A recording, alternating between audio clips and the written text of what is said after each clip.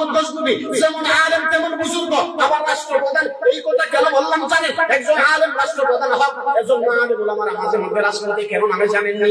আমার এখানে কিন্তু আমি প্রতিবাদ করবো না, কিন্তু একজন আলেমকে বকা দিবেন, আল্লাহর কোরআনকে প্রতিবাদ করার জন্য কোনো কিছু বলবেন, আল্লাহর নবীর বিরুদ্ধে কথা বলবেন, তাহলে তো মুসলমানরা বীরের মতো জেগে ওঠে কথা বলেন ঠিক না?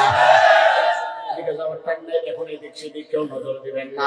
যেমন আলেম তেমন বুজুর্গ, আবার রাষ্ট্রপ্রধান, নাম সুলতান মাহমুদ গজনবী। একদিন রাতের বেলা ছদ্মবেশে লুঙ্গি পরে গামছাটা গায়ে দিয়ে ঘর থেকে বের হয়ে গেলেন। দেশের জনগণ কোন অবস্থায় আছে মনে করেন। যাইতে যাইতে যাইতে যাইতে পটুয়ার বাজার কয়েক গেলেন। একটা বোঝানোর জন্য বলছি, গিয়া দেখেন কয়েকজন মানুষ রাতের বেলায় ঘোরাফেরা করতেছেন। সুলতান মাহমুদ গজনবী বলেন, এত রাত্রে মানুষগুলি রাস্তায় দাঁড়ায় দাঁড়ায় কি করে? এবার এই বুড়ির দিকে তাকায় দেখেন এই সময়টা তাহাজ্জুদের সময়, মনে হয় তারা তাহাজ্জুদ করার জন্য বের হয়েছেন।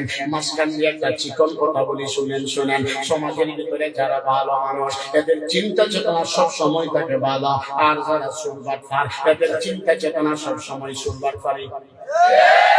সুলতান মাহমুদ গজনবী মনে মনে চিন্তা করলেন, মনে হয় মানুষগুলি তাহাজ্জুদ করার জন্য বের হয়েছেন, এদিক সেদিক নজর দিবেন না, কেউ কথা বলবেন না, তিন প্রথম নিরবতন আমার দিকে তাকায় তাকায় শুনলেন। সামনে গেলেন, সালাম দিলেন, বললেন, ভাই এত রাত্রে তোমরা রাস্তায় দাঁড়ায় দাঁড়ায় কি করা? তাহাজ্জুদ করার জন্য বের হয়েছো নাকি?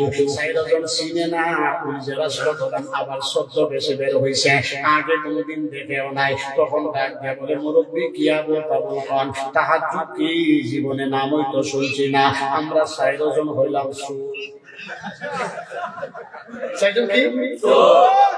সুলতান মাহমুদ গজনবী বলে, কই কি রে? আমি দেশের রাষ্ট্রপ্রধান, আমার সামনে তারা বলেন চোর। সুলতান মাহমুদ গজনবী আবার কৌশল অবলম্বন করলেন, কিভাবে চোরগুলিকে ধরা যায়, গ্রেফতার করা যায়। এই চট্টগ্রামের